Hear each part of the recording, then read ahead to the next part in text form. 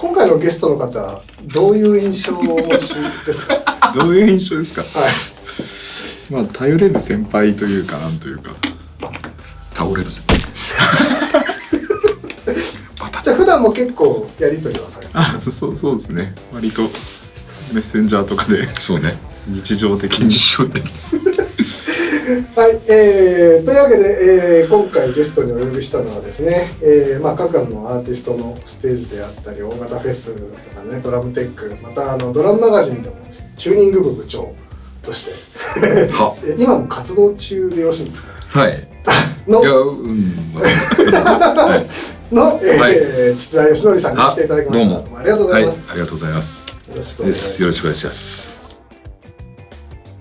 今日は、そのテックさんが使う道具を見せてくださいというテーマで、動画を進めていければなと思っておりまして、で今日はお二人にいろいろとね、道具を持ってきていただいたんですが、その前に、全ドラマーが使うであろう道具としてチューニング機、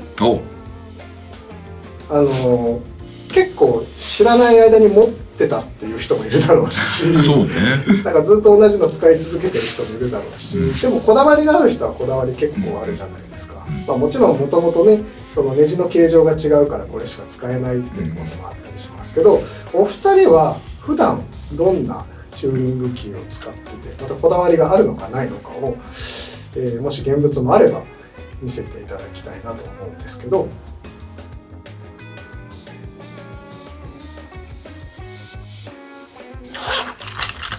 入ってたね。ああ、そうですね。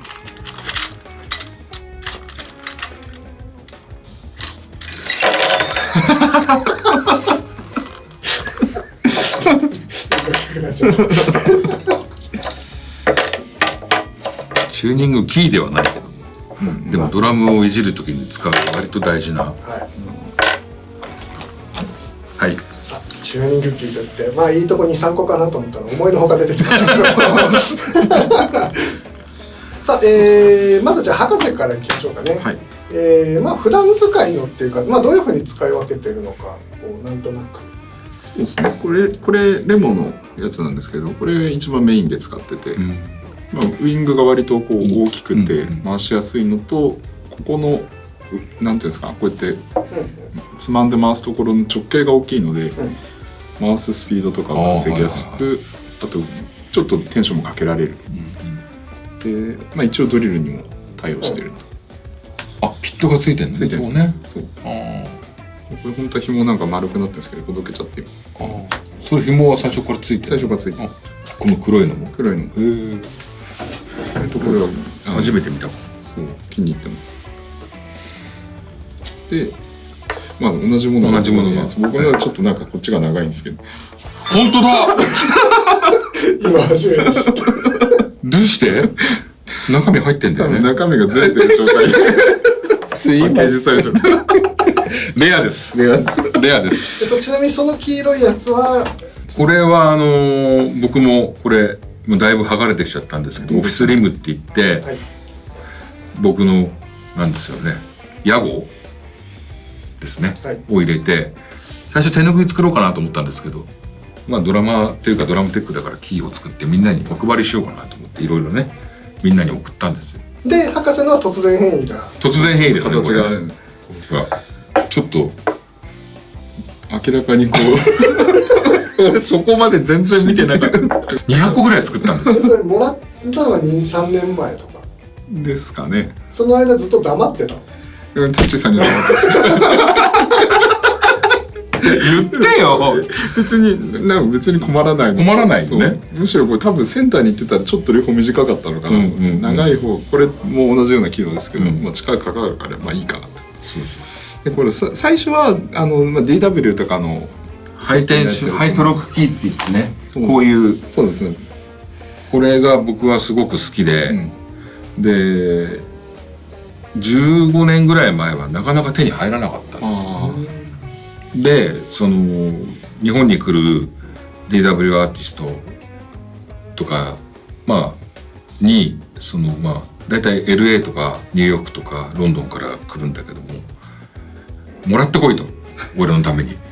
9000シリーズのスタンド、シンバルスタンドとかを買うと1個ついてくるの、でお前んちいっぱいあるんだろってあるよって言うから、ちょ持ってこいっつって言って持ってきてもらってて、でまあそのうち流通をちゃんとするようになって、したらこれがいろんな色があるっていうのを小牧で西尾さんに教えてもらって、で黄色かわいいなと思って、でなんでこれこっちもこれソナーのキーなんですけど黄色、これも黄色でこれあれなんですけども、なんで黄色かっていうとオンステージの暗いところで一番見つけやすいんですよなんて言った時にパッと取れるっていうんで黄色にしてるっていう。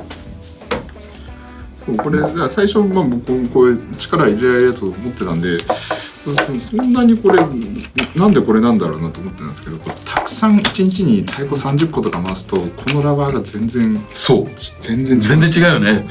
ここまで違うかと思っても、これはそれから手に優しい、本当にそう優しい、あとこう回しててヘッドのピッチをこうやるときに、こっち側でこうって叩くしてるけど、これやるとちょっとヘッドにね悪影響があって、こっちだとまだラバーがついてる分でこうやってやれるからいいかなと思って、これはすごく僕は一番使ってますね。いっぱい回すときはもう最初からこれ、いろんな。それはこれはですね、いわゆるこうラチェットタイプの静かなやつで、静かですね。片方にしか回らないっていうので、両方についてて、両方でね。でテンション上げる時と下げる時とっていうのが使い分けできる、これヘッド交換の時とかにこう、ね、こっちで押さえながらこうやって回すと速いみたいな。そうこれも持ってるんですけど、それは通常の状態じゃないですね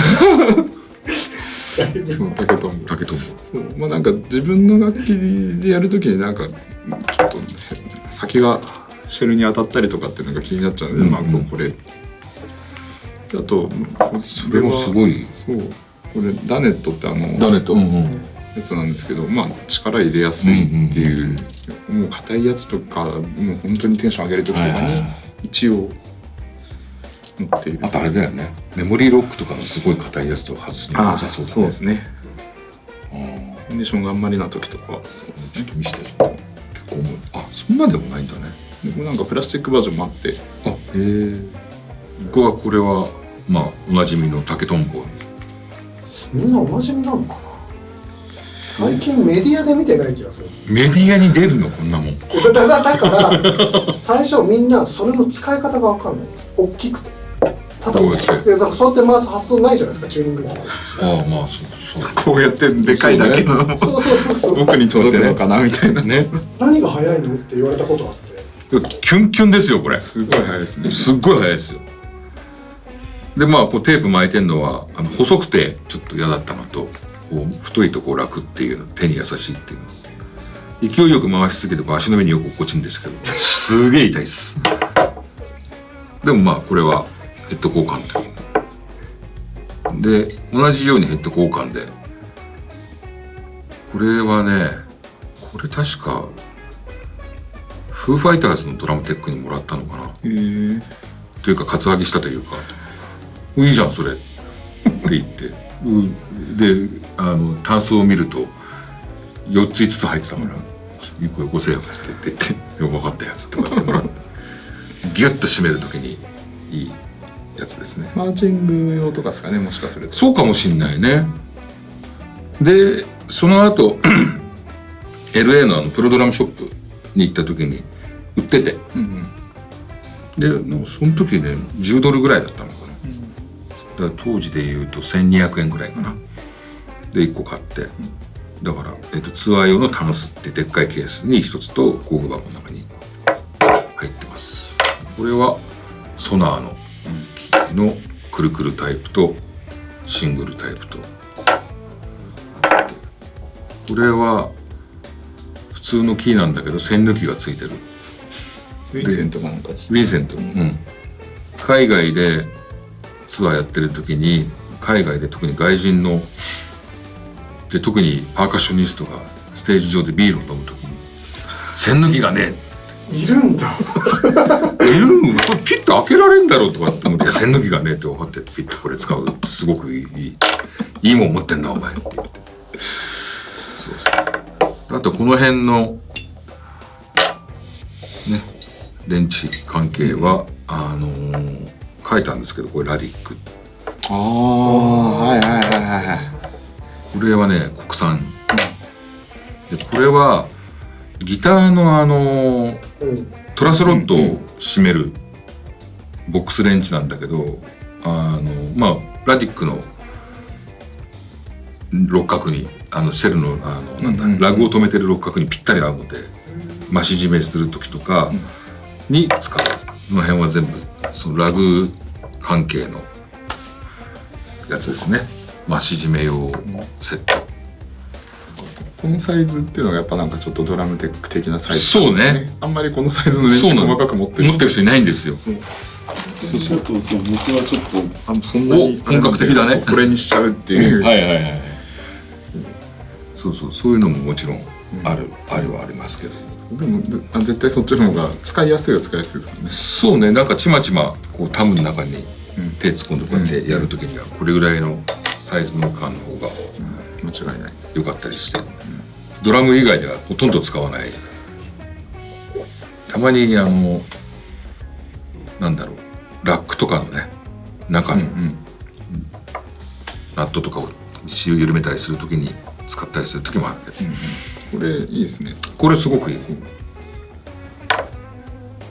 これはすごいボックスレンチすごくいいです。